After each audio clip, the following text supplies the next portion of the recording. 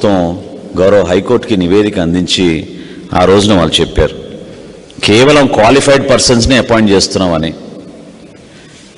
వీళ్ళ సలహాల ద్వారా ఏ నిర్ణయం రాష్ట్ర ప్రభుత్వం తీసుకోవాలన్నా కూడా ఈ పెద్ద మనుషుల్ని కూర్చోబెట్టుకుని అడిగి వాళ్ళ సలహాలు తీసుకుని మేము నిర్ణయం తీసుకుంటున్నామని ఆ రోజు ప్రకటించారు.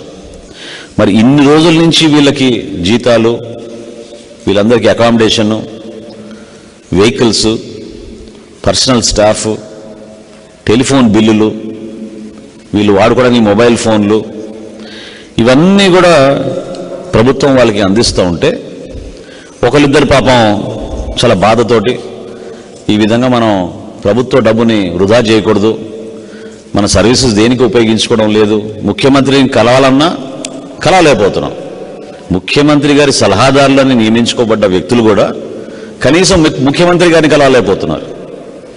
అందులో ప్రధానంగా అటువంటి కాన్షియస్ ఉన్న వాళ్ళు ఎవరైతే మనం కొంచెం విలువలతో కూడిన వ్యక్తులు ఉన్నారో ఒకరిద్దరు రాజీనామా కూడా చేసి వెళ్ళిపోయారు. అందులో సుభాష్ గర్గ్ గారు ఒకరు.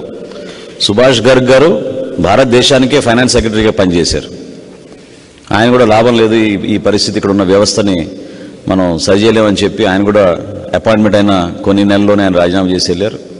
రామచంద్రమూర్తి గారు మీ అందరికీ సుపరిచితం పెద్దలు, ఆయన కూడా రాజీనామా చేసి వెళ్ళారు. నాకు బాగా సన్నిహితులు జుల్ఫీ గారని, ఆయనైతే కనీసం జీతం కూడా తీసుకోవడం లేదు, జీతం తీసుకోకుండా ప్రభుత్వానికి పనిచేస్తానని ఆయన అడ్వైజర్గా ఈరోజు రాష్ట్ర ప్రభుత్వానికి ఉన్నారు. సుమారు 80-90 అడ్వైజర్లకి ఇప్పుడు వరకు ఈ రాష్ట్ర ప్రభుత్వం వెచ్చించింది ఎంత అంటే అందరూ కూడా ఆశ్చర్యపోతారు. ఇప్పటి వరకు వాళ్ళు వెచ్చించింది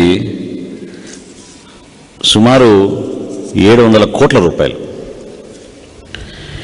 700 కోట్ల రూపాయలు వీళ్ళు ఖర్చు పెట్టారు. 680 కోట్లు టు బి స్పెసిఫిక్. ఈ 680 కోట్ల రూపాయల్లో ఒకే ఒక ప్రధానమైన సలహాదారులు ఎవరైతే రోజు ప్రెస్ కాన్ఫరెన్స్లు పెట్టి పార్టీ కార్యక్రమాల్లో చురుగ్గా పాల్గొంటూ ఉంటారో మన సజ్జల గారు, ఆయన ఖర్చే 140 కోట్ల రూపాయలు. అసలు ఈ రాష్ట్ర ప్రభుత్వానికి ఎటువంటి అడ్వైస్ ఇస్తున్నారు వీళ్ళు? వీళ్ళు ఇచ్చిన అడ్వైస్ ముఖ్యమంత్రి గారు తీసుకుంటున్నారా పరిగణలోకి? ఏ విధంగా అడ్వైస్ రేపటి రోజున పాలసీగా మారుతోంది?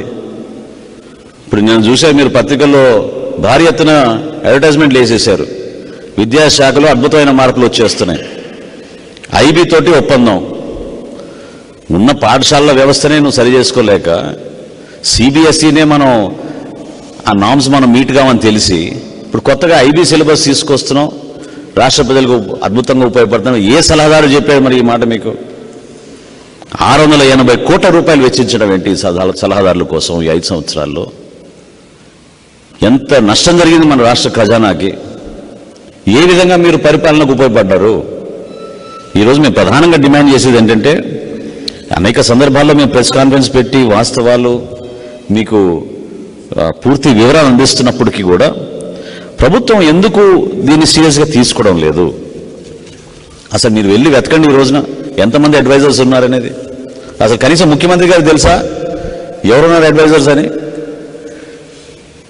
నాకున్న సమాచారం కేవలం 2 ప్రతిరోజు ఆయనతో మాట్లాడుతూ ఉంటారు, మిగతా ఎవరు మాట్లాడరు. ముఖ్యమంత్రి గారికి కనీసం ఒక పత్రికా సమావేశం ఏర్పాటు చేసి మన చీఫ్ గెస్ట్గా కూర్చోబెట్టాం ముఖ్యమంత్రి గారిని. కనీసం పత్రికా సమావేశం ఏర్పాటు చేసి ముఖ్యమంత్రి గారు కనీసం ఎవరెవరు అడ్వైజర్లు ఉన్నారో చెప్పండి ఆయన పేర్లు.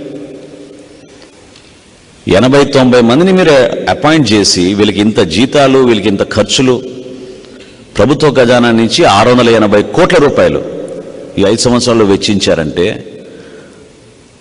అందులో ఒక సజ్జల గారికే 140 కోట్ల రూపాయలు వెచ్చించారంటే ఏ విధంగా మీరు దీన్ని జస్టిఫై చేయగలుగుతారు?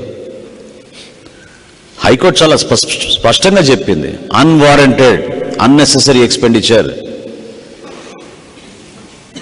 Unaccounted for. అసలు ఎంతమంది అడ్వైజర్ని అపాయింట్ చేశారో కూడా లెక్కలేదు వీళ్ళ దగ్గర. ఖచ్చితంగా మేము డిమాండ్ చేసేది ఏంటంటే ఈ రోజున జనసేన పార్టీ నుంచి ఈ అడ్వైజర్ని మీరు అపాయింట్ చేసింది లిస్ట్ మీరు ముందు పబ్లిష్ చేయండి, రాష్ట్ర ప్రజలకు తెలియాలి ఎవరెవరు ఏ శాఖ కోసం ఏ పని కోసం మీరు అపాయింట్ చేశారు.